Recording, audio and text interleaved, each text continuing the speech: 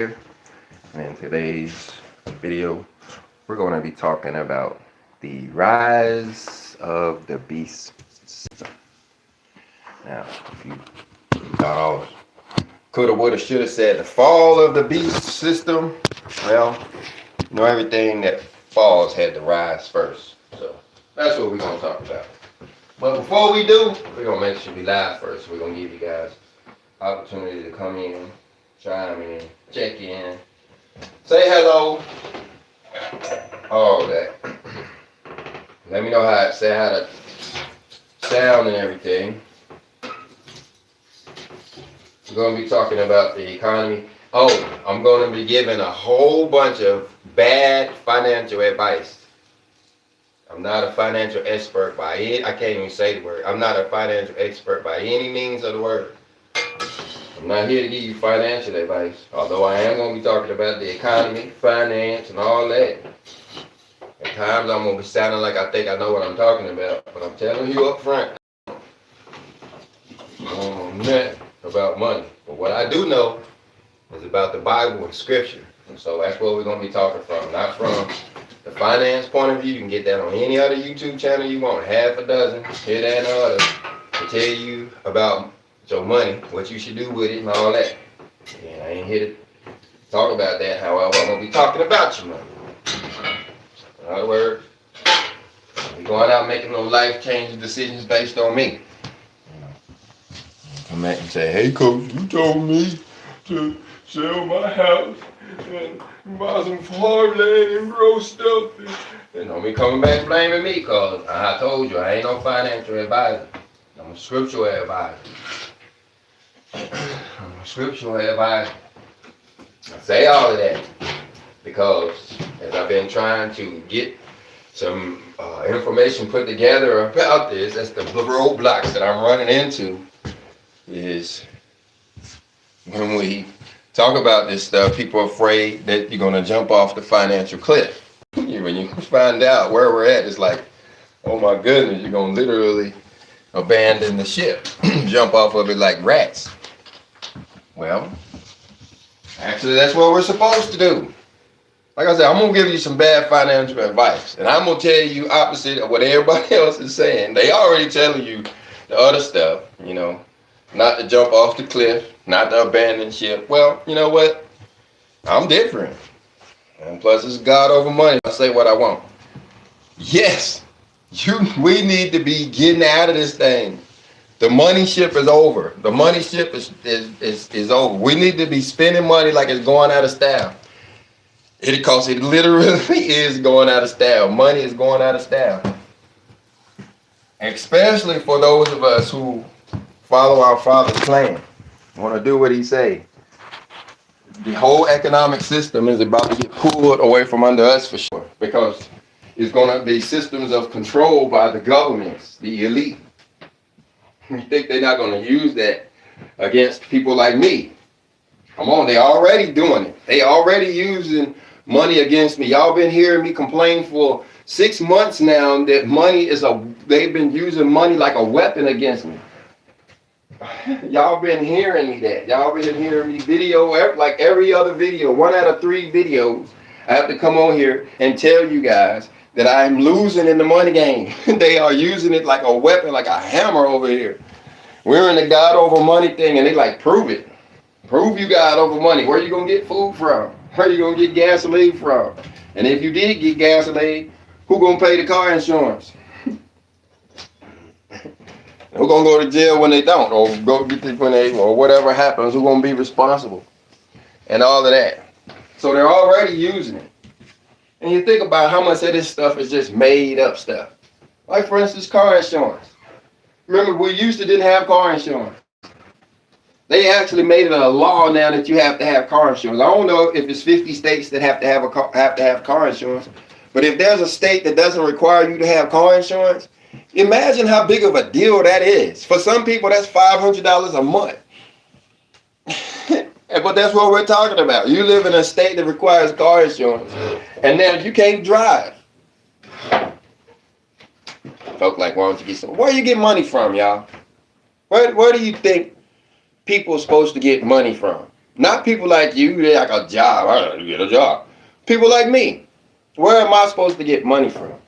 Now, where do I get it from? I get it from donors. People like you. That is my only source of income. Is people down in the comment section, no doubt. Let me see if any of them down there already. Yep. I ain't gotta look too long. Donors. Help. I ain't put my glasses on to be sure. I'm being a little bit facetious. But yeah. You guys help me. You are my only source of income. You know? And it ain't like it used to be when, in the roaring 20s, talking about 2020, when everybody was, chipping in, So anyway, back then, money wasn't used as a weapon. Back then, 2020, money was a tool. Money was a tool then because, like I said, everybody was chipping in. And so, we could actually buy what we needed or whatever. But since then, since this war has started, now it's used as a weapon. Like, people make sure you don't have it. Like, prevent you from having it. Come up with fees to remove it or take it from you. And stuff like that. Just so you're at the position where you have to contemplate the idea of getting a job. Now, for people like me, that's always been wrong. People like me ain't never supposed to have a job. Maybe those few years we was in the military or when we was a kid, we could have did a paper route. But when we became an adult, 25 years and older, we supposed to have been in the service of the Lord. Period. You can't serve God over man. You can't serve God and money. You can't serve Yahweh and Mammon. So we only had one choice, was to be in the service of the Lord. So that's always been the case for us. But it's changing for everybody. This is about to become the case for everybody now. Where we're all going to have to get out of this system. Or it's going to force us to change. Force us to break the law. Force us to break the commandments. Already up front, guys, digital ID. When they tell you you have to take a picture of yourself, don't do that. Like I said, I'm going to give you financial advice, but that's biblical advice there. Don't do that. Don't take no picture of yourself. No. I don't know how to stress that enough. That's panic button stuff. You never take a picture of yourself or nothing else our Father created on this earth. You never take a picture of a tree, a duck, a dog, a dinosaur, nothing, none of that. You'd be like, man created that dinosaur. All right, let him get in trouble for taking a picture of it. Go get a copy of it from the internet. Google it and then get that image of it. And, don't take a picture of it yourself. You ain't got to recreate it. There's enough people that took that hit already. Let them pay for that. You don't need no fresh pictures or nothing. Does that mean that you can send them your driver's license? How about I mail them my whole damn driver's license? I just started that idea right now. They talking about take a picture of my driver's license. Forget that. I'm going to mail you my driver's license. And once you confirm you got it, I'm going to complain that I lost it and go buy a new one. I'm taking no pictures of myself, man. That's ridiculous. But that's the first thing they want you to do. First thing they want you to do. They already let you know up front what they got coming for you when you got to break the law just to play with their systems. Come on, man. Imagine if it was a club down the road or a thing down the road where you actually had to commit a sin in order to get in the door. Would you go in? What do you think about that place that you got to commit a sin just to be a part of it? I mean, just because they thunk of the idea, where we may come around or work around or something like that, but come on, that's what y'all thought of first. The first thing came out y'all mouth was, piss the Lord off and separate ourselves from him altogether, cause demonic spirits on us so we can tear our whole house up and have everybody dependent on the beast system. So not only can we have your money, but we never have to serve it. No, thank you. No, thank you. Nah, I'm good. I eat the leaves off the trees first. Pine needles. I can make tea out of that and have me something to drink. Kudzu, I can make jelly out of that and have me something to eat. Half of this grass, I can make bread out of. Half of these weeds, I can eat them like greens. And they tell me it's too many deer out here, and it's deer season. I'm like that dude on there talking about them possums and his raccoons. I ain't gonna starve. But that's what we talking about, y'all. Starving. Food. You think about all they've been doing to the food industry here lately. What they started off burning down food factories and all of that. You know, and well, I guess they actually started by poisoning them, making us sick and all of that. It takes us back to the 90s. Then they fired all of the workers that actually going out there harvesting the food. The country stops bring these tariffs on so the other countries stop buying the food. Let's ruin the whole food joint all together while they're promoting growing food in greenhouses. It's chemical fertilizer, no doubt. All while they're getting ready to change the money system. If you ain't paying attention to the money system, like I wasn't about 2 weeks ago, I ain't paying attention to it at all. I got some weird feed on my thing that said something about some digital currency or whatever. And I looked at it for a while. It came up on a Saturday, so I didn't get to watch it. But I looked at the little thumbnail for a while. And then a few days after that Saturday, I remembered, and I went back and I started looking that stuff up. And you know me, when the Father put something on me to learn, it's like 24 hours a day for weeks. Well, it's been 24 hours a day for about a half a week on this. And right now, whoa, man, I didn't know. I almost want to apologize for not knowing. I mean, I'm always the last one to find out, but we've been looking for this thing they call in the mark of the beast. Now, of course, I know what it is, but I know what it ain't too. And you know, when we're speaking metaphorically and all of that, what you're talking about is a way of them controlling us. Yeah, it's got the calendar, the feast days, and all of that too. But it's connected to that money system too, because it's talking about buying and selling. Well, here it is, y'all.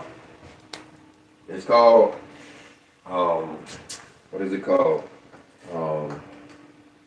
Coin something. Secure coin. What is it called?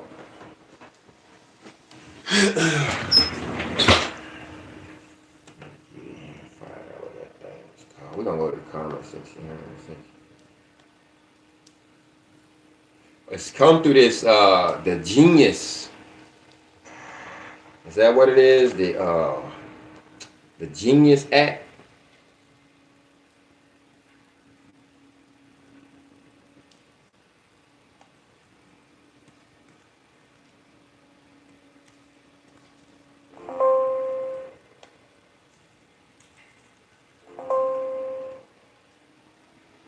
Stable coin. It's called a stable coin. Now, you thinking Bitcoin, you're along the same lines. And like I said, I don't know nothing about finance. Everything I'm about to say is made up, mumbo jumbo. I don't know nothing about it. But it's called stable coin. And it's like crypto, but it's not crypto. Cryptocurrency, as you remember, was different. It had nothing to do with governments, and nobody could control it, and it was all that, nothing. Ain't none of that. This got all of the insecurities of being digital, but none of the privacy factors of being crypto. In other words, they're gonna have the best of both worlds. They're gonna be able to control everything about it. Even to the point where it's called programmable money. We'll get to that. They're going to control everything about it, and it's digital. So they got the best of both worlds, digital. Digital is like your Cash App. Digital is like Cash App. There's people that use Cash App. And the thing about it, if you use Cash App, if you're familiar with it, you know that it's a step above credit cards. Everybody should be kind of familiar with credit cards and how we can buy something with a credit card, for instance, online, and then we didn't pay for it. We don't go to sleep. Take our 7th-day break. It's already on the way. You know, opposed to going down to the store having to give them money. But now, Cash App and those kind of things are a step further, because we can send money to each other, no problem. somebody could send me something and I could send it to somebody else within 5 minutes. You know, if somebody say, hey coach, I need a propane tank, I can say, hey, Royal Prince of the Most High Yah, can you help out with a propane tank? She sent a couple of dollars through, I sent it through to them. Nobody even knows except there is a record of every transaction. Where Royal Princess got the money from, or where she, where it was installed onto her card from. She sent it to me, what I did with it, and since I'm sending it to them on Cash App, what they then did with it after that. And it's a record, right? And so that's one of the main things about the money, and that's what I've been telling you for years, and that's what I understood for years, is they want to track us, trace us. It's really all about our spending and what we're spending the money on and all of that stuff. That's easy to understand. They've been trying to do that with dollar bills. It just can't really, because, we can get paid under the table and we can lose it and all that other kind of stuff. Even ship it overseas or put it in bank accounts or under the mattress and all kinds of stuff that they can't control. And that's the key word in all of this is control. Control, control, control, control, control. That's the evil word in all of this is control. That's the word. Control. They trying to control everything about the money. The thing about it is the money will be tied to us, and so now they're going to have the ability to control us. Like I said, it's a programmable currency. Money is not program. And when I say money, guys, I'm talking. I don't know nothing about finance and all of that. But when I say money, you have to excuse me. I'm talking about dollar bills. I'm talking about coins. I'm talking anything I can go down to that store and get a truck with. If I need me a truck, I can go down there and give that man a suitcase full of whatever it is. If he'll take it for a truck, I'm calling it money. If he say, no, I won't take that, I can take it to somewhere else and trade it for a hog or a pig or a cow. That's money. I don't care what it is, gold, silver, what, I don't care. Seashells, you name it. If it's money, it's money. Okay? But the opposite of what I'm talking about is this digital stuff. This is what we are changing to. This digital stuff. See, a dollar bill is not programmable. Once I get that dollar bill in my hand, I can do whatever I want to do with it. The government, chances are he's not going to know. He's not going to be able, even if I wanted him to, chances are he's not going to not going to know. I can walk into Walmart and hold it up and say, hey, y'all, I'm on camera. I'm coming in to buy me 2 bananas with this dollar. And he's not going to, is going to get lost in the system. But when I use that Cash App card, it's permanently in that system. I can go back now and look to find them bananas that I bought at Walmart years ago. It's still in there. The record is still in there. How much I paid for taxes, what else I bought, all of that. But see, I could buy anything with that Cash App. I think, as far as I know. I don't know. I haven't seen anything I can't really buy. Maybe a rental car. Maybe I think one time I tried to get a rental car, and they was like, "Let me see your credit card." And when they looked at it, it was a Cash App card. They was like, "Nope, that's not a credit card." I think that happened one time. But other than that, you can use it wherever. Now, that's opposed to a programmable cash. Programmable cash is like food stamps. If you ever had food stamps, ever in your life, it's digital now. It's like it's on a card too now. Even if you remember the days when it was in paper, you remember you were only allowed to buy certain stuff. You couldn't buy beer. You couldn't buy cigarettes. You couldn't buy Snickers. You couldn't buy a t-shirt.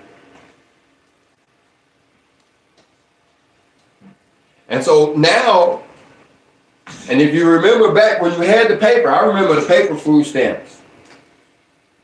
Or you had to peel off the ones. You had to leave the 5s and the 10s and the 20s in the book. You couldn't take them out. They had to be in the book because the cashier had to rip them out by herself. You could have the ones, they could be loose because that's what she gave you back. But see, that wasn't programmable. I could take them $1 bills and give them to somebody. Well, I guess when they got ready to spend them, they had to spend them on food, so it was still programmable. At the end of the day, somebody was going to spend it on food. Well, that's what that's what this currency, that's what the currency is going to, a programmable currency in the future. You say, well, how does that work? Well,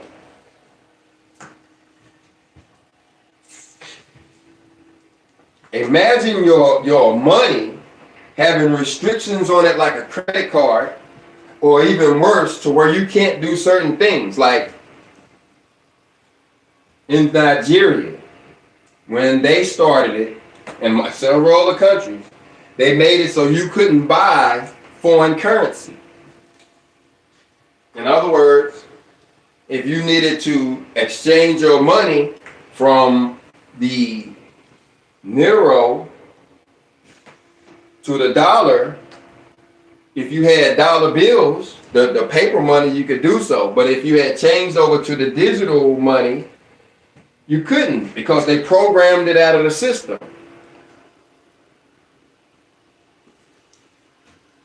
And of course, that money is struggling right now. But I bring that up because that was the first country one of the first countries that put out the digital money, and then immediately they started putting restrictions and controls on it, to where people couldn't buy what they wanted to buy. They limited stuff. Like, you can't buy certain stuff. And that's the thing about programmable money. If they decide that you're not allowed to, I'm trying to think of something, cigarettes. If they decide that cigarettes are illegal, they can immediately stop you from buying cigarettes. You say, well, they could do it now by taking it off the market. No, now if they made a big decision that they were going to ban all cigarettes, first of all, it would have to be enough time to get the people time to get it off the shelves and out of the trucks and all of that kind of stuff. And so people would literally take their money and go buy as much cigarettes as they wanted. They would get cartons and cartons of cigarettes. Well, in a programmable money, they could actually already change it before the announcement was made. And so when you go in to buy, when they come and say, you can no longer buy cigarettes, you can jump in your car as fast as you can or jump on the internet, and they done already made it to where your money won't make the purchase. It will not, like you was trying to use food stamps.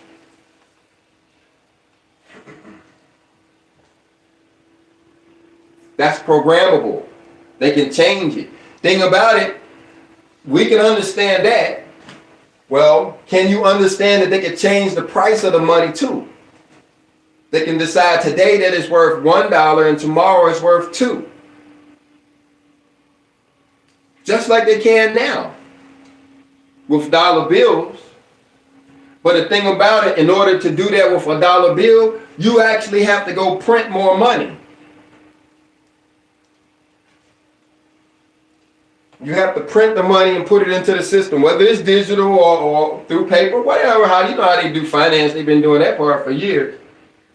But it still is a process that takes time and people, and there's laws and policies and all of this other stuff. But when you have a digital currency, no, it just takes one person and a keyboard or a keyboard. I mean, we're entering the age of artificial intelligence, so you don't even need a keyboard. I mean, that whole computer will do it itself. And it'll do it based on market fluctuations and such and whatnot.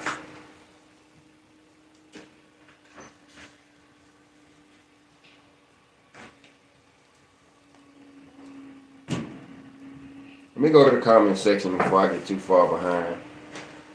Get my glasses on here.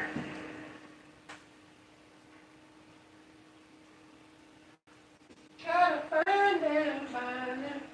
And see, that's the thing. See how I gotta look for these glasses? The reason why I have to look for these glasses, I don't like wearing it a little bit messed up, all the excuses in the world, but one day, I ain't gonna have the glasses. And it's gonna be dependent on money to get the glasses, or I'm not gonna be able to see.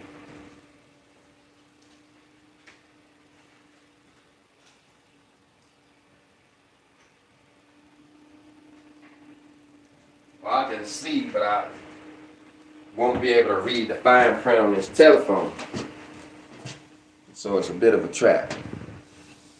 Anyway, we're a little bit behind. We got Royal Princes of the Most High Yah 5479 says, Shalom, coach and family, and in the fight family, peace, love, and light. Says, me also says, always trusting in Yahweh for his provision. It's not easy in this system. Appreciate you, Royal Princes. Peace, love, and light to you as well. Yeah, it's not easy in this system because we're not supposed to be in this system. That's what the shepherd of Hermas taught us in the first parable. He said, this is not our home. Now, if you're like me, you didn't understand that part. You got it as far as the parable is concerned, but as far as three-dimensional and when it was going to play out, how is it that this is not our home? What laws are they going to change that's going to force us to abandon this place that we are calling our home? Well, it's stuff like crypto. See, the way they say it's going to work is in 2026, they're going to start this transition over to digital currency. In the process of transition over to digital currency,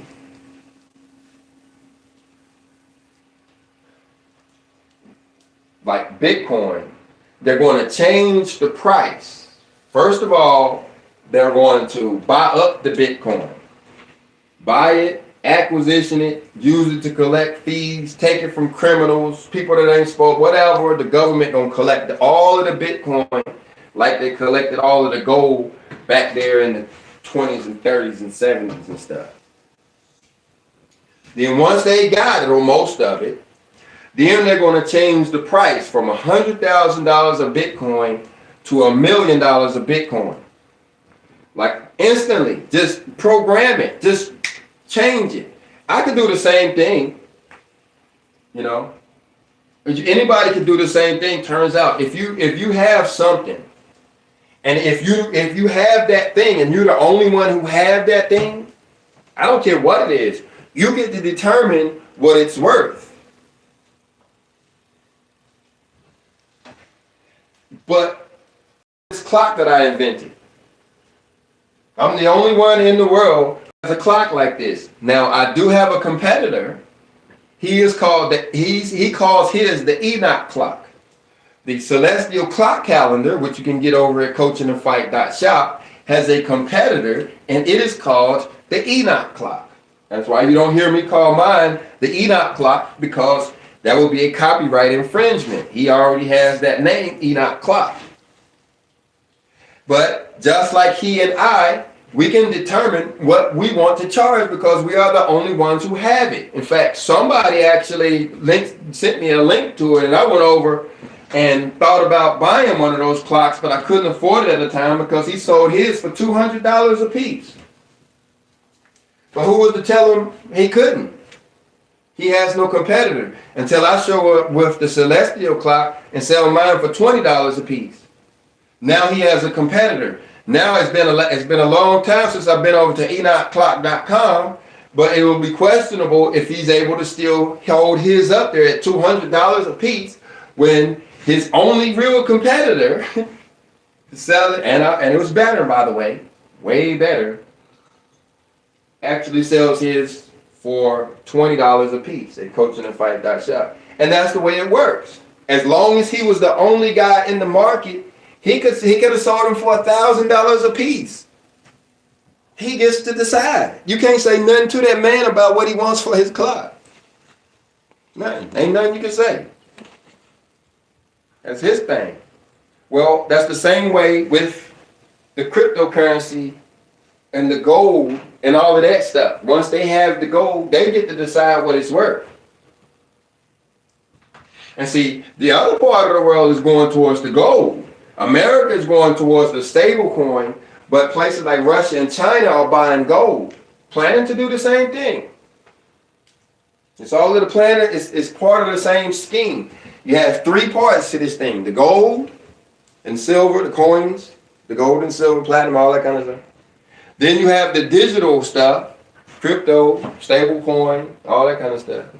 And then you have the money stuff that people, just the money, the regular stuff that we used to. It's been around all these other years. We ain't used to spend gold and all of that. Yeah, it's been around a while, but we spend money. Crypto is brand new, but we spend money. We use money. You have to make that clear because somebody like crypto is money, gold is money. Yeah. A whole bunch of chickens is money too to the right person.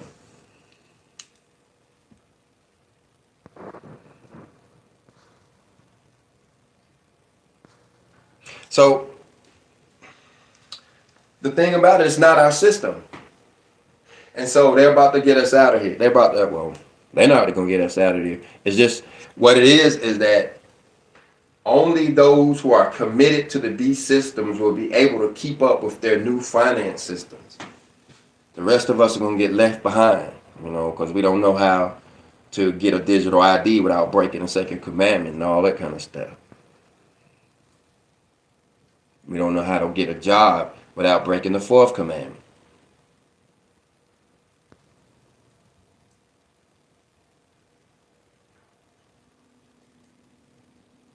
Which is the Sabbath day. Passport renewal, etc. Yeah, I don't have a passport, but are the passports going digital too? That makes sense why I don't have a passport. I wanted one. I thought I was going somewhere in life, but just get stuck in another country needing digital ID to get back home. Marilyn Diaz says no to digital ID. Yeah. Now, is it a flat out no? I mean, we got paper ID. That's probably worse. An ID card. For my ID card, let me open the door. Yeah, it's sitting outside today. I don't allow mine even in the house. Money don't come in my house. My ID card don't come in my house. Credit cards don't come in my house. None of that stuff is right there outside my door. The thief, if he wanted to, he'd be standing there at my door looking at my wallet while I'm in the bed asleep. Literally, because it don't come in my door. If I thought he was a thief, I'd hide it, but it ain't going to be hidden inside my house. But I got one. Paid a whole lot of money for it too. I think that thing cost me $70 to get it, just so I have the right to drive. So now if they go to a digital ID for driver's license, that means now I don't have to drive? Now, I used to say stuff like I'll ride a bicycle, but now I'm wearing I'm wearing braces on my knees, and that ain't such a great option anymore. So what do?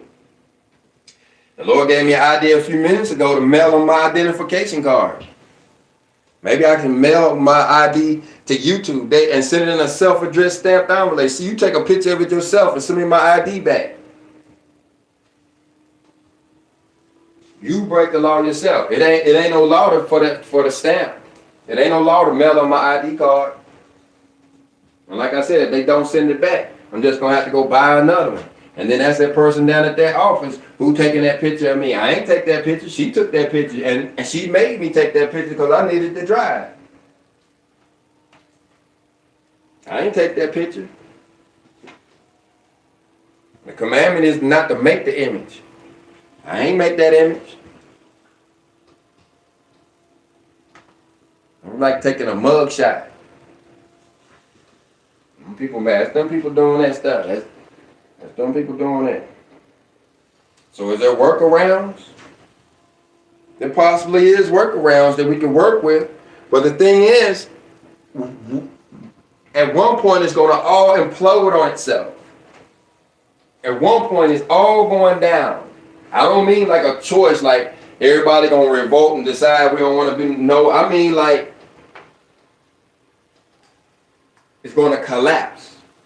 The money's gonna collapse from within. It's gonna break. There's gonna be no more money to play with at all. Like the Bible says, they're even gonna throw the gold and the silver out in the street. It's gonna be worthless. And the thing about it, when you get to that stage of the game, with no money on the planet, think about how would you eat then? Of course, you got to go back to a barter type system. But where are you going to get stuff to barter from? Well, you're going to have to start, and we're going to have to start depending on Yahweh and his original plan for our survival. Remember, he was supposed to provide us with the rain, and we were supposed to get out there and work the fields and all of that kind of stuff. Just like he told Adam, while we return to those days, and then we'll have something to trade with. We will. Like I said at the beginning of this video, money's going out of style for us. But for them, they're going to die with the system. I say that slowly as I'm thinking about it, but what happens to the person that's completely dependent on money for their food, their clothing, and their shelter? I mean, completely dependent. They ain't got no ideas. They ain't got no family. They ain't got no friends. They got a paycheck. Living paycheck to paycheck, and they know it. What's the plan for them?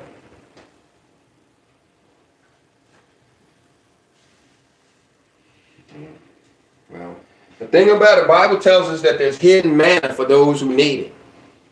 And the Bible, guys, is both literal and spiritual. Yes, there is a spiritual, there's a metaphorical side for it, for those who actually don't need it. Yeah, it's going for those who got plenty of food. Yeah, it will be a metaphorical white stone. It'll be a metaphorical hidden manna. But what about the ones who do need it? They just going to starve over a metaphor? They going to sit there and be looking for some real stuff when it turns out to be a metaphor? Talking about some psych? No, man. Come on, y'all. You need to quit going to church. You need to stop playing them games. You need to start reading your Bible. There's a literal hidden manna for those who will have to all of a sudden learn how to survive outside of Yahweh's system. And you say, well, where could it be hidden at? Well, it could be already here. The thing about everything out there is food. Everything out there is food. I was reading in a book called The Keys of Enoch, the book of knowledge. And in the introduction, it tells us where J.J. Hertak, it tells us where he got that information from. In the beginning, the introduction part of the book, it tells us how he came to meet Enoch, who taught him the information, who taught him the keys. It gives a clear explanation with detail to the point where you can follow the instruction yourself. And yes, of course, I did. It's a fast that he did. And you can do it too. Anybody can. It's a 40-day fast, if I remember correctly. Matter of fact, I got the book right here. Let me just pull it out. Might be able to put it to you.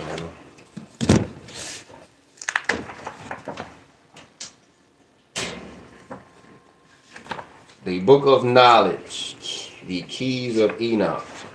What's his name? J.J. Hertak.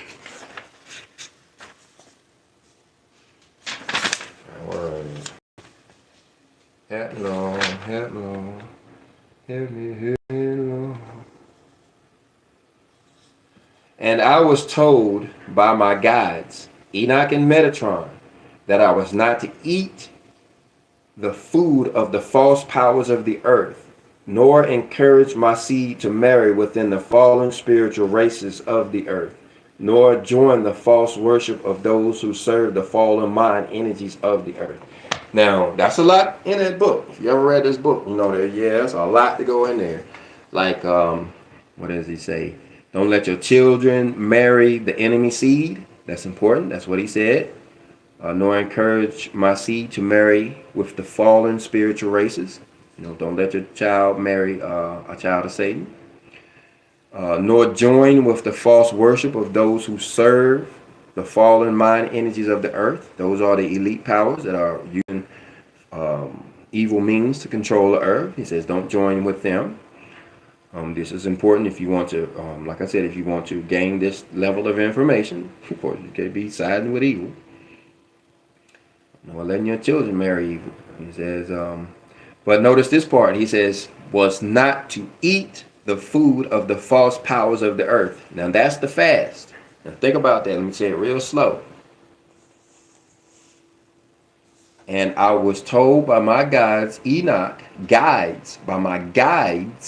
Enoch and Metatron, that I was not to eat the food of the false powers of the earth. And when I read that, I started eating from the trees. I ate from the fig trees. I ate from the mulberry trees. I ate the grape trees, grape leaves from the grape leaf vine, and I put them in a blender with some almond milk and blended it up with some honey, and I drank that for about 3 weeks. I made it 3 weeks.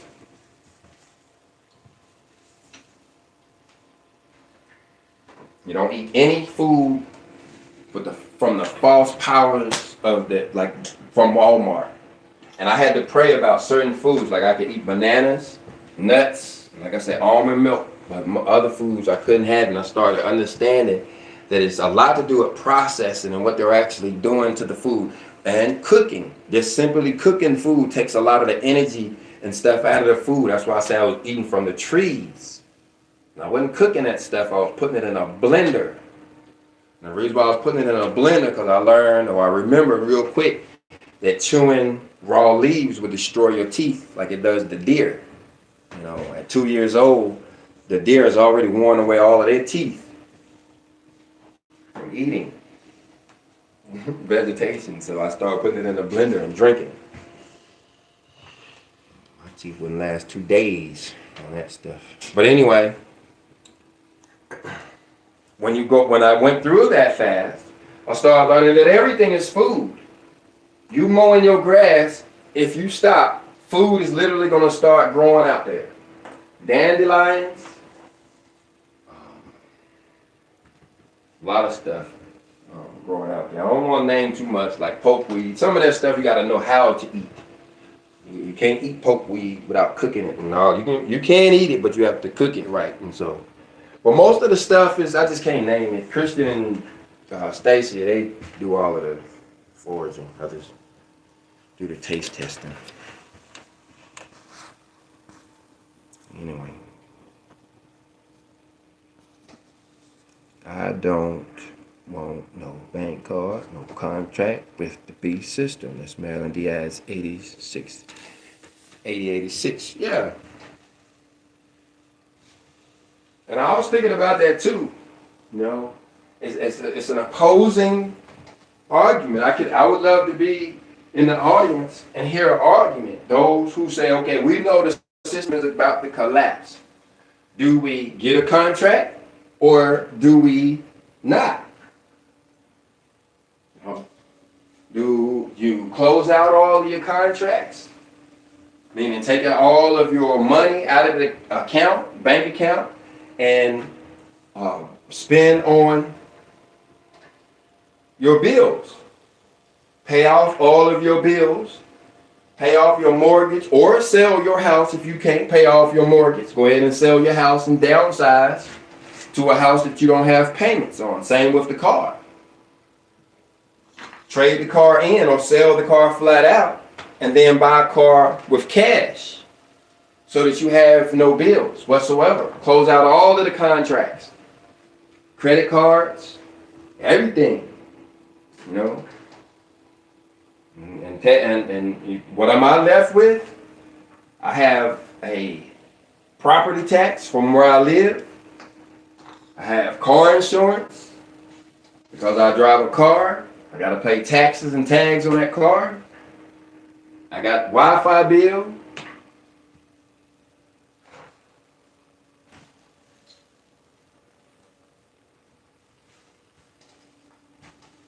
And that's it. So you can do it that way. Just get rid of all of your bills. You know, like I'm saying, you might not be able to get rid of all of them. You know. But what I just named there comes, you know, to about $200 a month or less. Well, and you know, sugar, that kind of thing. But you see what I'm saying? You could do it that way, or you could take the opposite approach. Where, and like I said, I'm gonna give some bad financial advice. Like if you didn't hear me at the beginning of the video, I said that I'm a Bible teacher, not a finance teacher. You come here for spiritual understanding, not financial advice. So all of the financial advice that I'm gonna give you is just running my mouth. I don't know what I'm talking about. I can't spell finance. That's why I told y'all I'm gonna give you some bad financial advice. So let's get to it. The other option you could do is to actually get the contracts. Go out and run up the credit cards. Go out and take out the loan.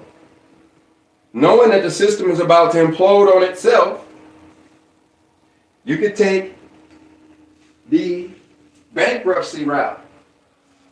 Instead of paying everything off route, you could go the opposite, default route. The thing about it, I guess that's the options that the government has now.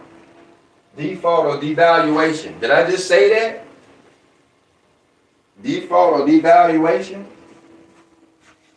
Yeah, I guess I did. So that would make paying all of your bills off devaluation. I guess so. You ain't got no money no more. You done liquidated all your stuff and you ain't got nothing. Or default. Thing about default, everybody gets mad at you. And that's why America doesn't want a default, if they know that you'll go to war over it. The other countries get really mad and actually want to fight us.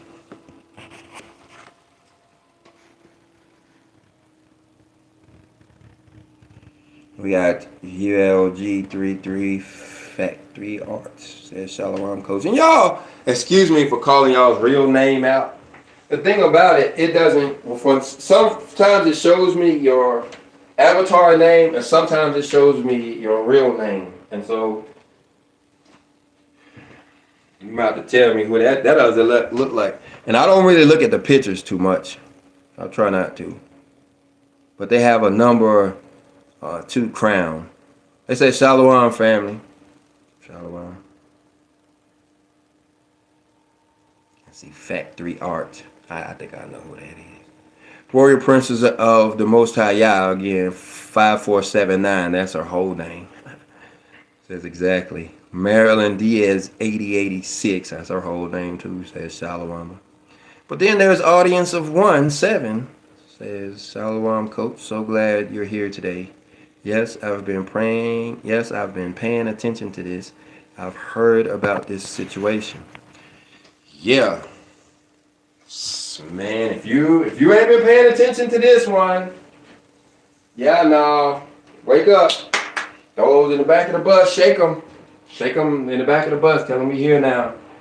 You know, we've been talking about this mark of the beast and controls and them, nobody being able to buy and sell and all this other stuff in the Bible. We've been waiting since, what, 2017? Wake them up in the back of the bus. We here now. We here now. Hey. We got the big sign up there. You see that big sign up there? Big billboard coming that says, "Welcome to the Mark of the Beast." We about to enter Mark of the Beast town. We like going through the gates. All of the world now. All of the world. The whole world is. Every country. It ain't just America. Every country. Every country that's buying gold, every country that's at war, every country that's buying crypto, every country that got a president is in this game. And the whole world is in debt is what it is. It's about to go through a debt reset. And there's only 2 ways to do it. Devalue the money, which makes the money worthless. That's why the Bible says you're going to be spending a day's wage on a loaf of bread. You talk about the price is going to be high. Stuff is going to be high.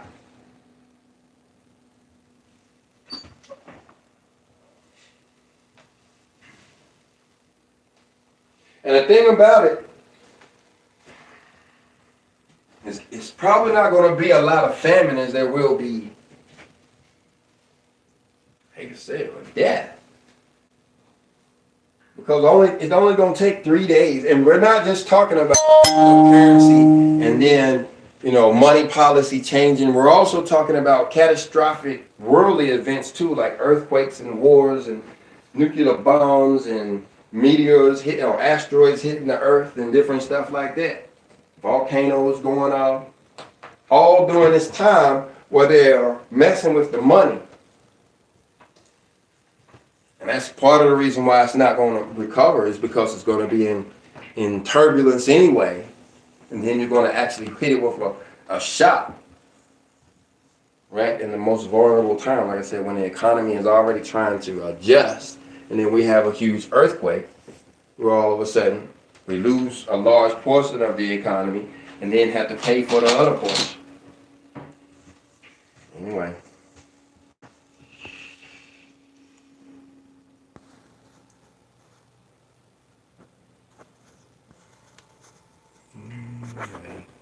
It says stable coin. Yeah, this is a stable coin.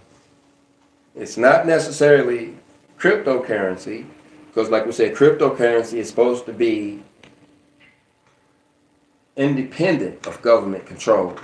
Stablecoin is the opposite of that. Stablecoin is 100% in government control. It's all it is government.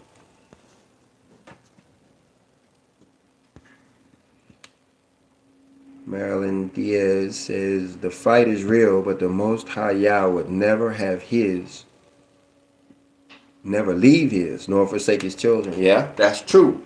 That's true, that's true, that's true, that's true, Marilyn. But who are his children? The average person on this planet does not obey his rules.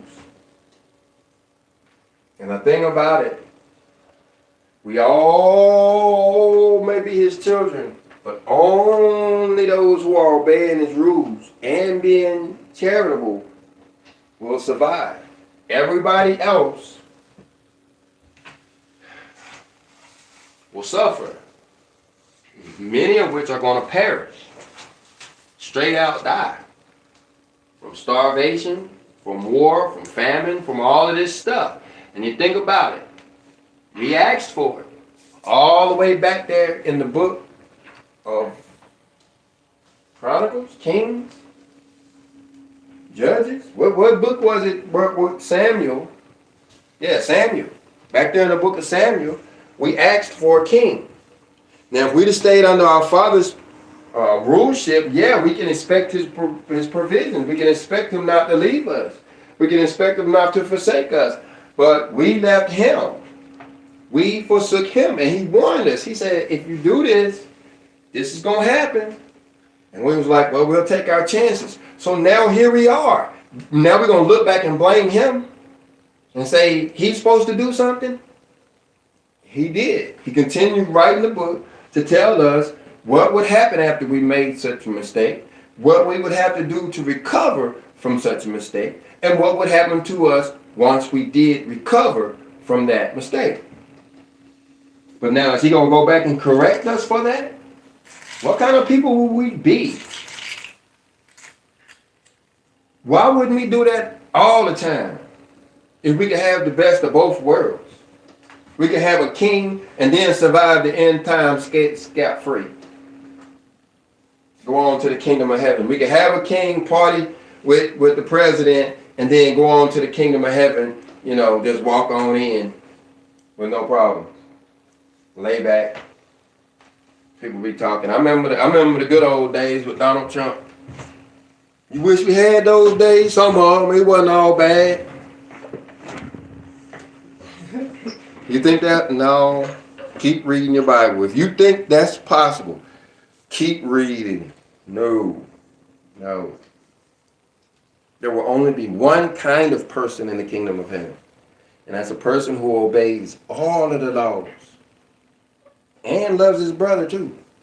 And does charitable deeds too. Everybody else is going away. I'm sorry to say, if you are that group, if you want to get a watered down channel, Go find somebody else. You're not going to blame me. You be sitting in hell. Wondering why you there talking about coach told me I was going to be all right. No, I'm not. I'm not telling you that. I'm telling you that if you ain't obeying the law, talking about Exodus chapter 20, 21, 22, and 23, if you are not obeying every one of those rules, you are going to hell. If you are not charitable towards your brother, if you have a stingy heart and will not show charity towards your brother, you are going to hell. If you won't do either one of those, you ain't gonna do neither one. Like you ain't gonna love your brother and you ain't gonna be charitable. You're gonna stay in hell for 1,000 years. And you ain't gonna come back.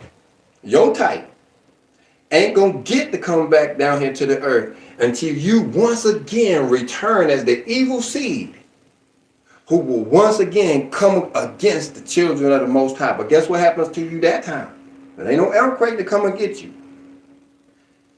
The sky gonna open up with fire and burn you and the entire planet and everything else evil up with it. And the children of the Most High, we going to another mansion. Deuces.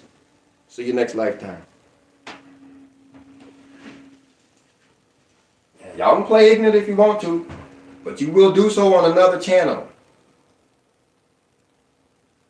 We don't believe in ignorance around here. In fact, that is what we're fighting. Think about it. I say all the time, I'm in the fight. What am I fighting against? Ignorance.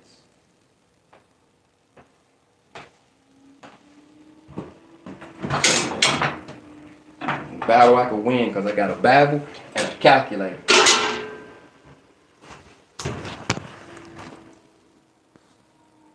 Win that fight all day.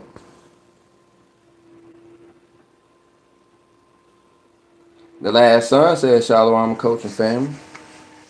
Appreciate you, the last son. Appreciate you checking in. Miss Dimples says, Shalom, everyone. Hello, Miss Dimples. Audience of one, Shalom, everyone. Says, yes, I remember those days of the paper food stamps. Hey, I'm way behind paper food stamps. Talking about this programmable money. What else is programmable money?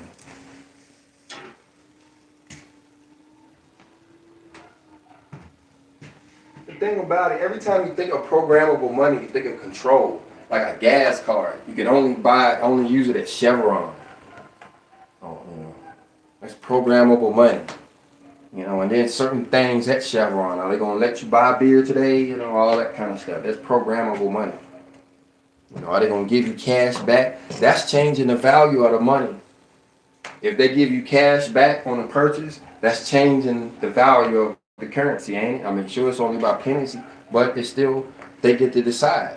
They could change them pennies to dollars if they wanted to. Just as easy, couldn't it? It's just digital. It don't mean nothing. Except to the next man, they got to make up the difference. Once they change $1 into $2, that means everything costs twice as much. Simple as that.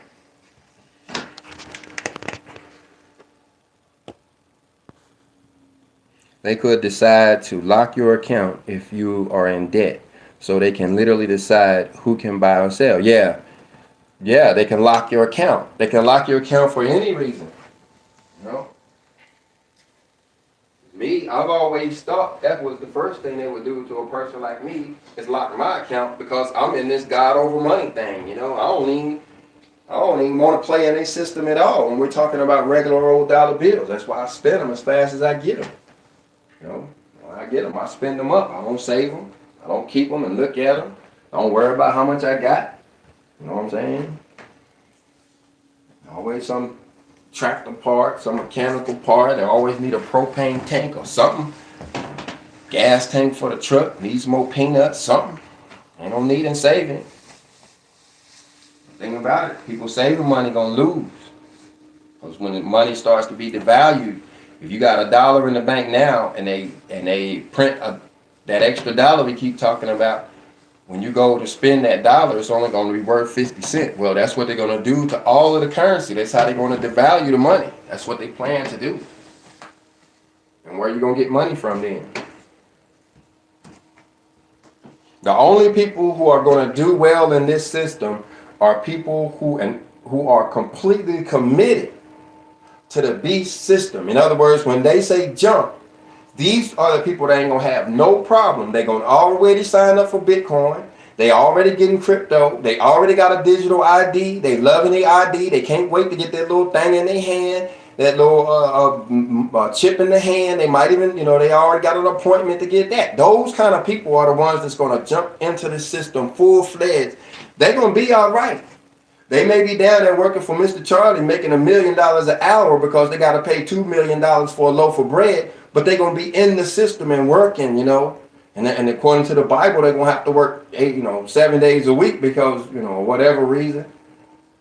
But the system is still going to be going on. What I'm trying to tell you is that for those of us who love Yahweh and are willing, and that only means those that are keeping the rules. I ain't talking about them fake people keeping the Lord's name in vain that want to love him.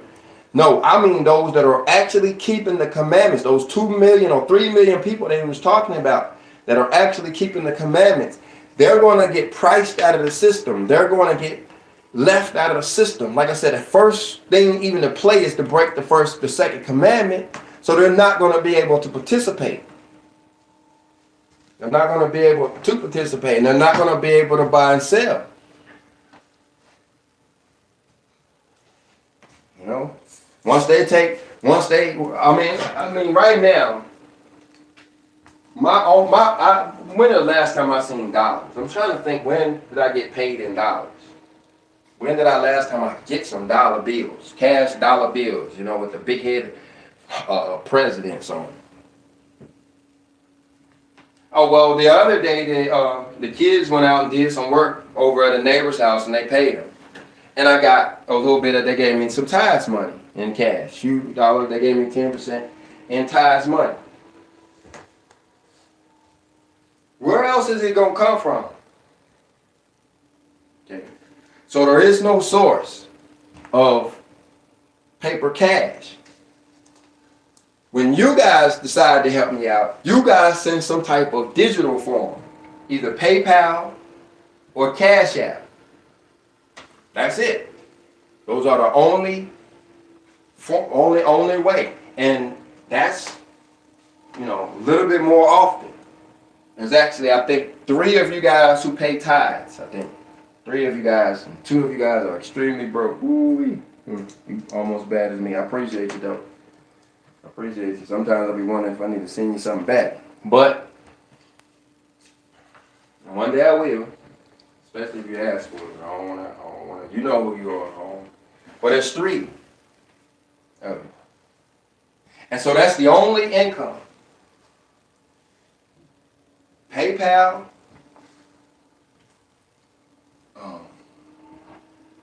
and Cash App, and tithes money. It's the dollar bills. Okay. Now, so the thing about it, once I've gotten this,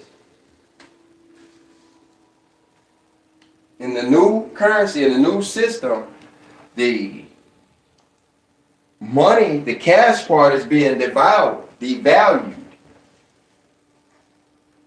Like the part where, they're out working and the old lady gives them $100. Well, she's always going to give them that $100. To her, she's not really going to understand inflation. We all remember that old lady when we were kids, Generation X. We all remember that old lady that when we did a thing for her, she gave us a dime or a quarter. And that's because that's the time that she grew up in. And a dime and a quarter meant something to her. Well, today, $100 means something to that same old lady.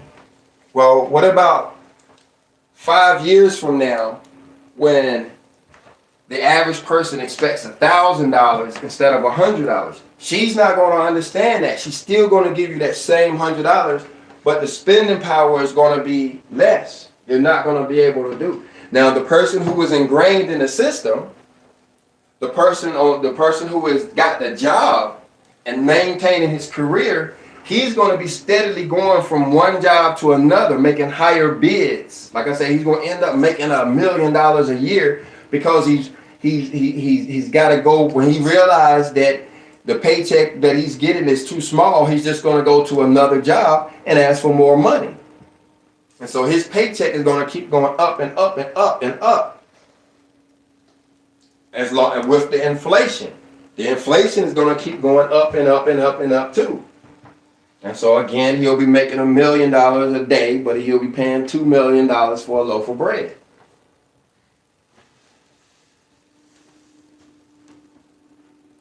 But the dollar itself, the person who is tied to the money, he's only making $100 or $100,000, but that same bread is going to be $2 million. So the person who is spending money is going to lose, be poor, be broke. That's why I'm trying to tell you that money is going out of style, because those who are keeping it and have it are going to have to change over to some other currency. That's what the phrase spending money like it's going out of style, because it's eventually going to be literally worthless. Even by this time next year, it's not going to have anything left. I mean, it's going to, I don't know how to explain. And the thing about it, like I said, it's all bad financial advice. All the financial advice don't mean nothing. It's worthless. The thing about it is tying to the prophetic day of atonement, which is the year 2026, the year 2027. And so we're expecting this financial reset right along a time when we're expecting this sabbatical year, a year when maybe we're not even supposed to work at all. I ain't dogmatic of that, because it's, talking about prophetic fulfillment and what is work and all that kind of stuff. I ain't ready to speak on that too much, but my message, guys, is we need to wake up to all of this that's going on. Typically, we like to stay asleep. A lot of people take pride and they don't, know what's going on in the world. I got a buddy up the street, and he likes to talk about how he don't watch the news. He don't know what's going on with the war and Donald Trump and all this kind of stuff. Well, that's fine when you're talking about war and politics, but what about when it's your money? I think people need to start becoming aware of, how these finances are going to affect you. You got to decide, are you going to be part of the beast system? And, or are you going to come out of it? I ain't saying that, I ain't giving you no financial advice. That's spiritual advice. You need to think about, pray about where you fit into our Father's plan. He may need you out there making all that money. He's going to have people that are going to be out there in that system, because he's going to have people that's outside of the system, and they're going to need the help. I'm just saying, be aware of it. Money is going out of style either way.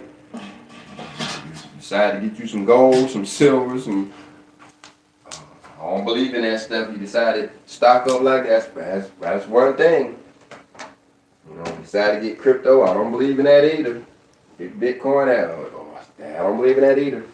But I do know, just sitting back saying that the Lord gonna take care of us and we ain't got to worry about nothing and pay attention to nothing. Well, you're gonna get surprised. You're gonna be surprised one day.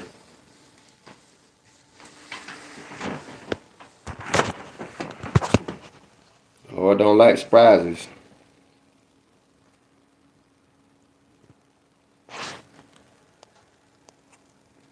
Oh, we got Tyrone Aquadasha. VH. That's his whole name.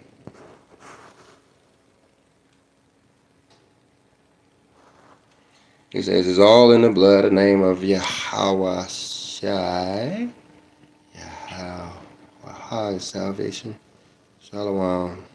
Ha. La la wa Yahweh Sabbath. Your Sabbath is at sundown. What is this? It's like the It's Friday or something.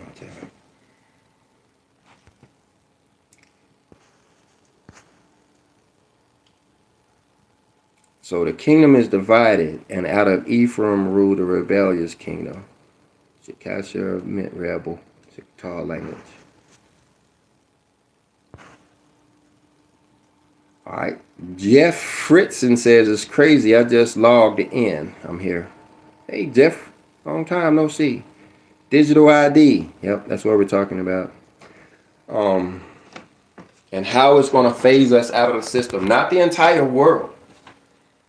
There's 8 billion people on the planet, but only 3 million have this promise of salvation. They received it many lifetimes ago at the bottom of Mount Sinai.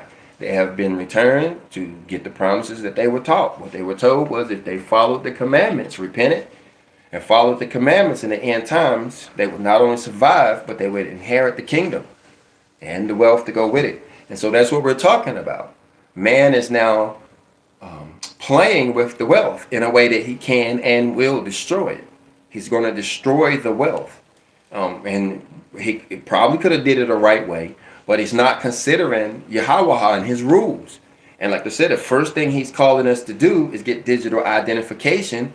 And he suggested or even demanding that we break the second commandment in order to get this digital identification. And so that's putting up a block at the door for many, especially myself. The moment I saw that on Cash App saying that in the spring I'm going to be required to give a digital ID, that's the moment I started thinking, you know what, no more Cash App, because it's not really an option. Breaking the commandment is not. Now, is there a way to get digital ID without breaking the commandment? I wouldn't see a problem with that. Like I said, we've been in the system for 50 years. It's not the system that's going to destroy us. It's obeying the law that's going to save us and breaking the law that's going to hurt us. And that's what they're doing. They're really trying to trick us into breaking the law. That's why they give us big bonuses on Black Friday and all that kind of stuff, trying to get us into serving the golden calf, worshiping the golden calf through all of they stuff, jangalang, or whatever they got going on down there.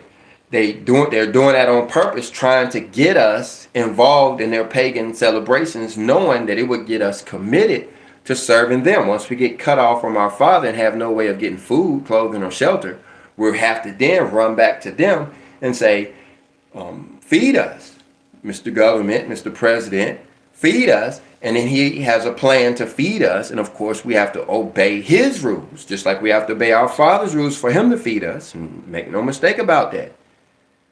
If you want to live off grid and off out of the money system, you have to obey our Father's rules. Simple as that. Well, the same with the government too. They're not going to give you anything when you're outside of their rules. That's why people like me are worried, even though I make sure I'm in compliance with all of their rules. I'm not allowed to break any of man's laws, just like I'm not allowed to break any of God's laws. And so it's not the laws or anything like that I'm worried about, or the government threatening me in any way because of something I would do as far as their laws is concerned. But they're going to cross the line as far as my Father is concerned, and like, for instance, have me required to take a picture of myself and send it to them for a digital ID. And that's the kind of stuff we're worried about. And we have to be worried about it and ready to jump out of the system at any time. Because like the shepherd of Hermas said, this ain't our world. We just here temporarily. And when they say we can't live here, we got to move. We can't start breaking our Father's laws just so we can live here. Because then when it's time to go home, are we going to be accepted into our home, knowing that we've been traitors to the law? The answer is probably no. And if we are allowed in, it's going to come with punishment, which it should. We've been breaking the law. We should catch a whole butt whipping when we try to come back home to our Father. I mean, if we was breaking man's law, wouldn't he put us in jail or worse? Well, I mean, come on.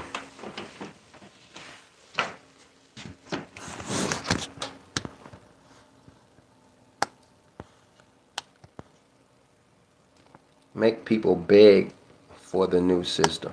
The teenagers are the ones, the kids are the ones who are pushing for it. They love it. I mean, they're quick to sign up. A few countries has done this already, and what they're learning is that the young people are the ones who are running to the system. I mean, diving in head first, and it's understandable because money to children, money to our kids, is becoming imaginary. It's play. It's like Monopoly money. Think about it. First of all, it's on the telephone. It ain't paper in the pocket. It's really on their telephone right beside their game. They got the apps for TikTok, the app for YouTube, the app for Candy Crush, and the app for Cash App. It's just an app. And where are they getting the money from in the app? It's just appearing. They just people sending it in, just giving it to them. It ain't like they gotta go to the bank and cash a check and worry about a bank account and all of this. It just shows up.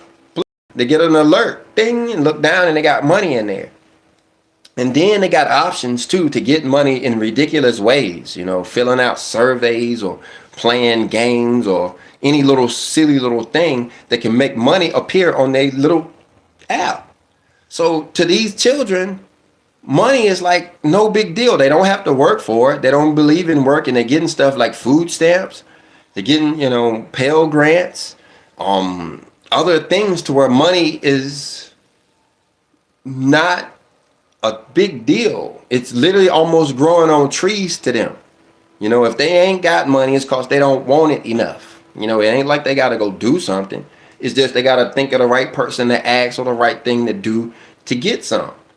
And so my point is that since money to them is play, not real, not even a real thing, it's except when they want some Takis or whatever, they're instantly going to cash out. It makes sense for them to be going to Bitcoin. It makes absolutely sense for them to be going to crypto. It's in this imaginary world. Absolutely, we want that. And so they're pushing for it and going for it. And then they're going to be the ones driving the other stores that are going to then stop taking cash money. They're going to put penalties on taking cash money and make it to where you can't spend your cash money, forcing you to get a digital identification so you can play with the crypto. And the thing about the crypto is programmable, which means they can control you or make you do certain things. Like when I grew up in West Virginia, they had what was called a blue law, where all of the stores had to be closed on Sunday.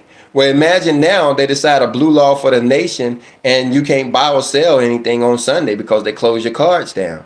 That's the kind of stuff we're talking about. They could do that kind of stuff anytime they want. That's part of the program. Part of the control systems is they can control the money. They can control it in many, many, many ways. They can control it.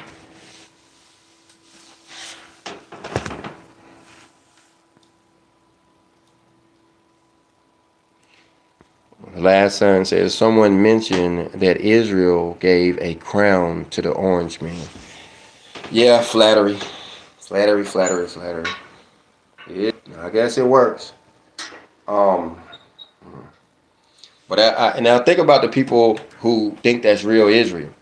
First of all, let's have a class in Hebrew, y'all.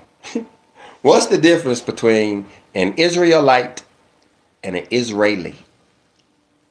Next, this is a class in Hebrew, so a hint is the word that is in the letters. An Israelite versus an Israeli. The difference is the letter Tawaba. It makes the T sound. The letter Tawaba, it means good. And its symbol is the symbol of the celestial clock. Both the sun, the moon, and the stars, broken up in a 4-part pattern, letting you know that if you hit each one of those markers, whether it be praying at noon, hitting Sabbath days, or waking up at dawn, or getting ready for the spring, whatever it is, that will make you good. And so an Israelite has that good in its name. But to get from an Israelite to an Israeli, you have to take away that good. You have to take away that calendar. You have to take away the feast days and the proper days. Then you end up with an Israeli. Anyway. Now they're giving a crown to the orange man. So they're making him their king. Anyway, I ain't gonna say nothing about that. Nothing else. Jefferson says COVID was that earthquake you said was going to happen on April 2020. Yeah. Did I say an earthquake was going to happen on April 2020? I know I did. I know I did. But I'm trying to think why. Why did I say there was going to be an earthquake in 2020? April 2020. What happened in there? Now, here's the deal. I'm remembering correctly. If I said 2020, it's because I was off by a year. And if you remember, a little, it's been, like I said, a long time since I heard from Jeff. But if you remember, I had to come back and do a correction, the whole video, talking about how I was off by a year and had to go to 2021. And then even January, and the turned out the date that I was looking for wasn't spring of 2020, but it turned out to be January, around January of 2022. It was the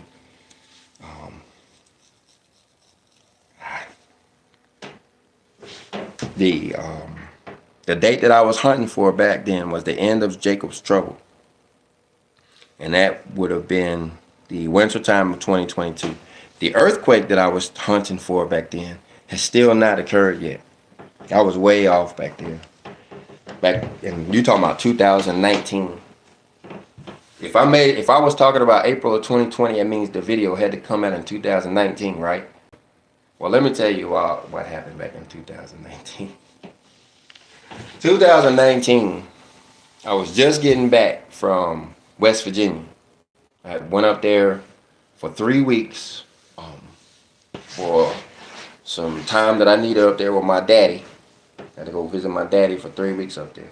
And when I came back down here, and I was making videos, came back home, I found myself realizing that my channel wasn't doing that well. I'd been in West Virginia and I had been trying to get 1,000 subscribers. That was 2019. I mean, I was on the phone. I was meeting people in the street. I would grab people's telephones and subscribing myself. I was doing all kinds of stuff, trying to get to 1,000 subscribers. And so when I got back home, I found myself worried or wondering why my channel wasn't doing anything. Why it wasn't, why nobody wanted to hear what I had to say. And I asked my father for something to say. I was out in the woods and I prayed for something to say. And the first thing he gave me to talk about was the earthquake. And me being me, I thought that the earthquake was going to happen immediately. So I thought it was coming in 2022. But no, turns out there are 2 earthquakes in the book of Revelation. I've learned since. During classes on it since. There's 2 earthquakes in the book of Revelation. One is in Revelation chapter 6, when it talks about the 6th seal being opened. That earthquake has already occurred. It occurred in 1883, and the sky cracked. There was an earthquake, all kinds of stuff. There was a cloud cover. The sun wasn't able to be seen. The moon wasn't able to be seen. It's related to the Krakatoa event that happened in 1886, the beginning of the 6th seal, which we are in now. We're in the 6th seal. That's what all of this Holy Spirit, all of these emanations, all of this stuff is about. We're in the 6th seal. But the 6th seal ends with the 7th seal. When the 7th seal opens, then we have the trumpets and the vials. You have to understand that the trumpets and the vials go together. That there's 2 different things that's happening in 2 different parts of the world. The trumpets are seen from one half of the world, while the vials are seen from the other half of the world, but they happen simultaneously, just on different polar parts of the world. Those start with the 7th seal that you read about there in Revelation chapter 8. Those are imminent. They're about to start now. The trumpets are about to start now. The thing about it, you see, they end with another earthquake. There's another earthquake. Right after the 2 witnesses are destroyed, there's an earthquake. That is the earthquake that's supposed to be the global earthquake. The earthquake in Revelation chapter 6 was not a global earthquake. However, it was a global event. Everything about it was felt all around the world. But the thing about it, this earthquake that we hear about with the 2 witnesses, it's supposed to be a global earthquake that's supposed to shake apart every wall on the planet. This is a literal event, not metaphorical. Every building on the planet is going to fall down. I live in an old wooden house that sits on cinder blocks. I have a car jack that I'm planning on jacking it back up and putting it back on them cinder blocks if they still in good shape after this huge earthquake occurs, because it's going to be just that real. I don't put any glass up high in my house because I am expecting this earthquake. This is a real deal. Okay? But now, back there in 2020, what was going on back there in 2020? Yeah, it was a bunch of spiritual earthquakes. A bunch of spiritual earthquakes. COVID was a big deal. But the thing about it, it was all part of this mark of the beast system in order to get us prepared for them to start taking our rights away and all of that kind of stuff. This digital stuff and all of that started back then. There was actually a little bit of a test to see who would be loyal to the system. You remember when they came out and said it was mandatory that everybody go out and get health insurance? How many people ran out to get health insurance in that time? That was a bit of a test, wasn't it? Well, not all of us did. Many of us didn't get health insurance, and we didn't get that shot either.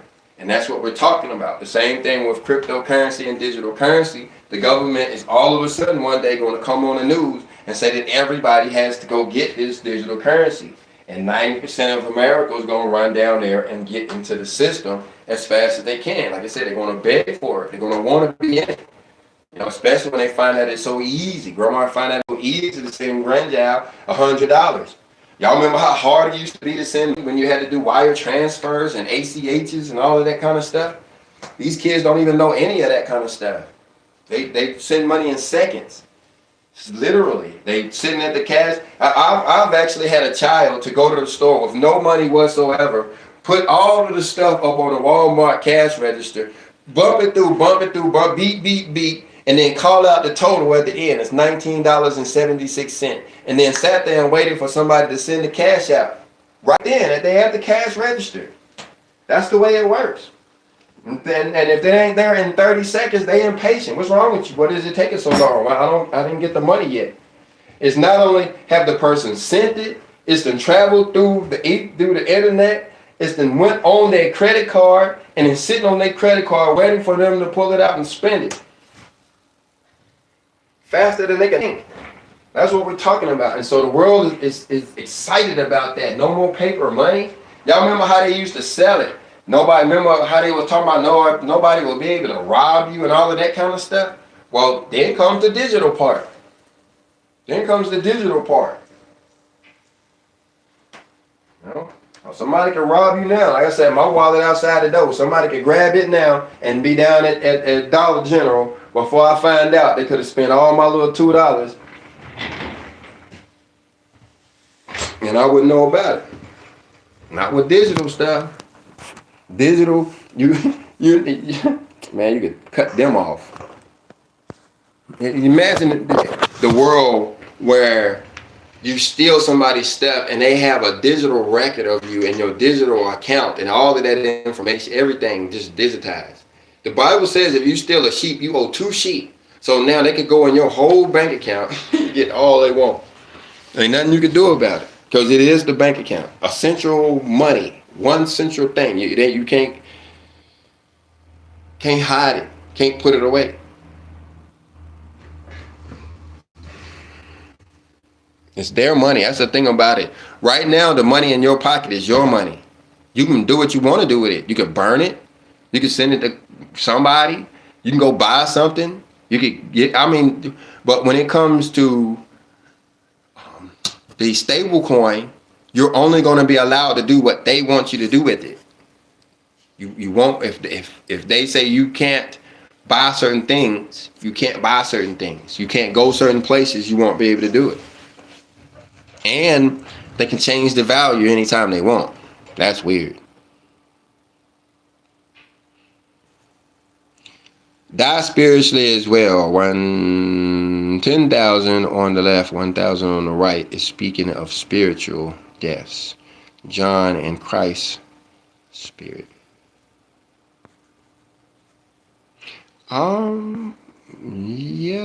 Jeff.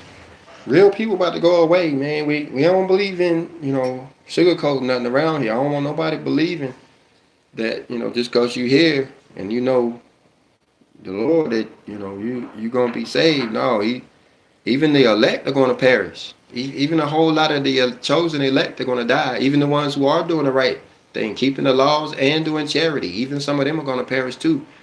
You know. Um, yeah, no. I hate to sound, gloom and stuff, but people need to understand that we need to work for this opportunity. We need to see this as a big deal. This transition that we're going to go through. If we don't want it, we're not going to get it. Ain't nobody going by accident. Everybody that's going is going to want to be there. Nobody's going to be there who there on accident. You could imagine if it was painless, if you didn't have to do anything, how many people, would slide by and slide in there and be sitting in there, like I said, waiting for some doubtful person to come sit beside them and start talking to them. And next thing you know, they start some little, dissensions of whether they're inside the group. We're all going to be tried. We're all going to be tested. And those that are found unworthy are going to be recycled. Sure, they're going to be all right. I mean, they're going to die to this lifetime, but they actually are born again. They're born as children inside the kingdom. And, some of us prefer that. We have old bodies. We've been through a lot. We understand that we have to go through puberty and, all that thing again, but we understand we're going to be doing so in a world with no hatred, with no evil, with no sicknesses and no illnesses. So we get to start over in a perfect world. There's some people who actually choose that, but the thing about even the ones that don't, it's like going to jail and coming out with a clean slate. They will have that clean slate. And again, they'll be born in this world with no hatred and evil.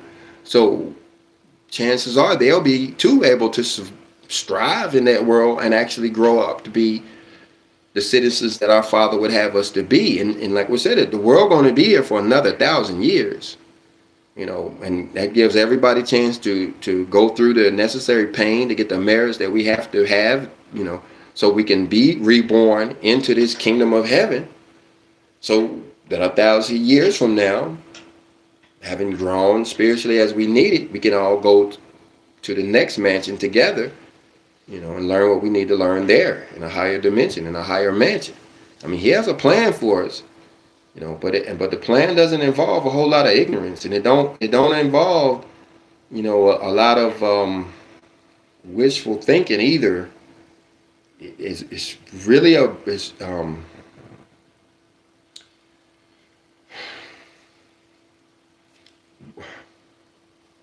we're gonna have to fight. You're gonna have to. I mean, you're already in a war. What's going on inside of our hearts now is a battle for righteousness over evil. Everybody is going through that. The only people that's not. I mean, everybody is going through that to some extent. If we relax and say, we ain't worried about it or anything, we won't have the heart to fight, and we'll let the devil win. And it don't take much for him to win. Laziness is enough. Ignorance is enough. Procrastination is enough. I said, we got to fight. We got to wake up and do something. That's why I'm coming on this video saying money is going out of style. You can sit back and relax if you want to. Talking about Yahweh is going to take care of you.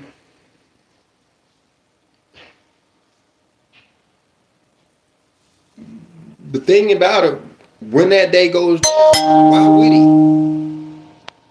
why would he? I ain't talking about you personally. Let's make up some hypothetical person that we're going to pick on. The average citizen out there in America, where is he working at? A manufacturing company pumping out widgets. Okay? He doesn't pay tithes. He doesn't give anybody anything. He doesn't obey the law. He's only participating in pagan holidays and sports and festivals and all that. What does God owe him? What does our Father owe him? When it all goes down, why would nobody's praying for him? This individual we're talking about, nobody's even praying for him. So why? What does the Father owe him? Why does he have a right to inherit the earth and the kingdom and get all of the wealth of the earth? Out of 8 billion people, we already know that it's man's plan, which homie there is playing along to man's plan. He's not doing Yahweh's plan at all. He's in man's plan. Why would the father help him? I mean, he's working against him, but yet he thinks that at the end day that the father's going to say, okay, homie, let me come and save you out of 8 billion people and all these people you work with and all these people, even some of the saints are going away. But you, homie, going to be all right. We got to think, man. We got to work. People that say people that say that we go to heaven without works, they trying to kill us. We got to do stuff. You got to keep the law. You got to do charity. That's what they mean. Faith without works is dead. You got faith, but if you ain't doing nothing to get there, man. There's a whole lot of people with a blind faith. Not reading the Bible, not doing the feast days, not doing charity. Just got a blind faith. God gonna take care of me. No, he not, y'all. And because you got to understand, he don't see us the way we see us. See, we love us in our body. This body I got right here, that's a big deal to me because I ain't got but one. But to him, it's our spirits that matter. It's our spirit being that don't never die. That never, in fact, death to the spirit is a what is it? It's like a freedom that we get to move on higher. Our bodies is like a bondage. You're always supposed to take care of it. But he don't see it like we see it. You know, he don't cry at our funerals like we do. And so death ain't to him. We could die. He know we're gonna be born again. We ain't dead. And so don't think that he is obligated to keep us alive down here, guys. Come on now. Don't get caught off guard. TTY144K says Shalom. Uh-oh. Jeff says the earthquake was the lockdowns. It affected the whole earth. Yeah, I see what you're saying. And yeah, it makes sense. And yeah, you're right. You're right. The lockdowns, the COVID, it shook the world. It shook the whole world up. I understand. The thing about it, we got another one coming from 2026 with this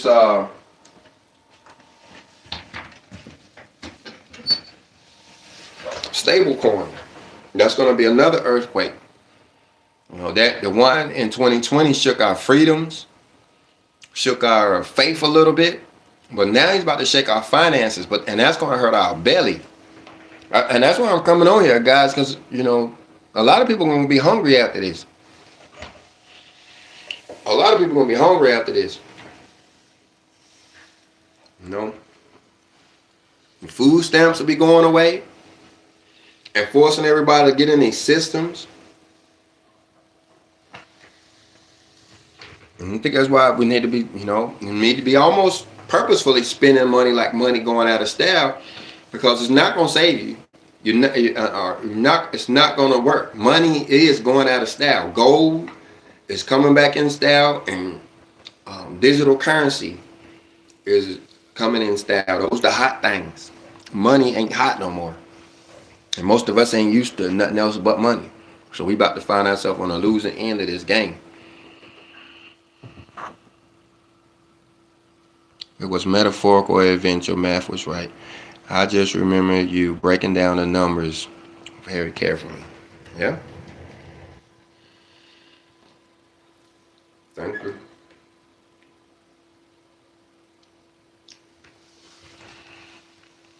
The thing about it, guys, I made a lot of errors, a lot of mistakes as far as these numbers and stuff is concerned. In a way, it's been a good thing. Like they told me in school, when I was in engineering school, and said, when you make a mistake, especially a public mistake, I said, you never forget it. You learn way more than if you never get something wrong. Like that guy who raises his hand in class and then gets the answer wrong. Yeah, he don't do that twice, and he learns the next time. So I think some of the mistakes was necessary. But the thing about it, Jeff, like I said, I mentioned it a few times, been a long time since I heard from you. And sounds like 2019. That sounds about right. If I remember correctly, he was one of my biggest supporters. But anyway, check the new numbers. Since then, we've invented a clock, or you can see it over at coachinthefight.shop. I'm not gonna say I got it perfect, but we have been coming a long way as far as the celestial clock calendar is concerned, understanding times, understanding how the wandering stars is playing in all of this. So we've learned a lot since 2019, since 2020. We've learned a whole lot since then about timekeeping and all of that. Go over there and get you one of those clocks at coachinthefight.shop. Chris, I'll build you one. Helps you keep up with the feast days and stuff like that. But check out the latest videos, especially the ones on the morning star. That's extremely important. Rising at the morning star, elevating our spirit at the morning star. That's every day, right at dawn. The dawn, that light that shows up before the sun rises, turns the sky like a gold color and reels this right before sunrise. Be doing your prayers and stuff like that. Like I said, be looking at some of the other numbers. The prophetic fulfillment of Atonement Day, we're in that now. It's a really big deal. And then next year, we'll be expecting the Jewish calendar to get off again. The old videos are pretty good, but you know, new information is still coming. So stay tuned. And with that, I'll go ahead and close this video out. What does it say? I've been checking in, but I've always from Wi-Fi out of the woods. I'm in a parking lot in town using Wi-Fi. I watched the video a few months ago when you were talking about AI asking about the Ezekiel war. I listened to it dozens of times.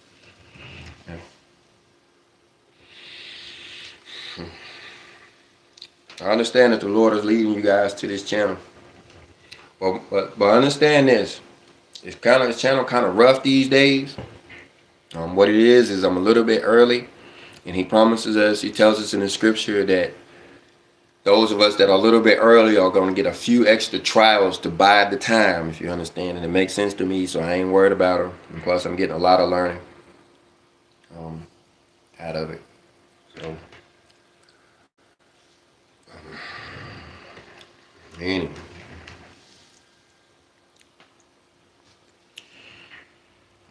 Torah Hero 8095 says, thank you for the info. Appreciate you guys. Please appreciate the feedback. Your good feedback allows it to keep going. So thanks a lot, guys. If you did get anything out of this video, go ahead and hit the like button. If you didn't, hit the dislike button. And if you need me to help with anything, guys, I am here to help. Literally, you know, I wouldn't be coming on here telling you all of this if I wasn't hatching a plan to help, you know. And so shoot me an email if you want to get in that plan, inthefight@yahoo.com, or I'll see you in the comments section. Love you guys. Shalom.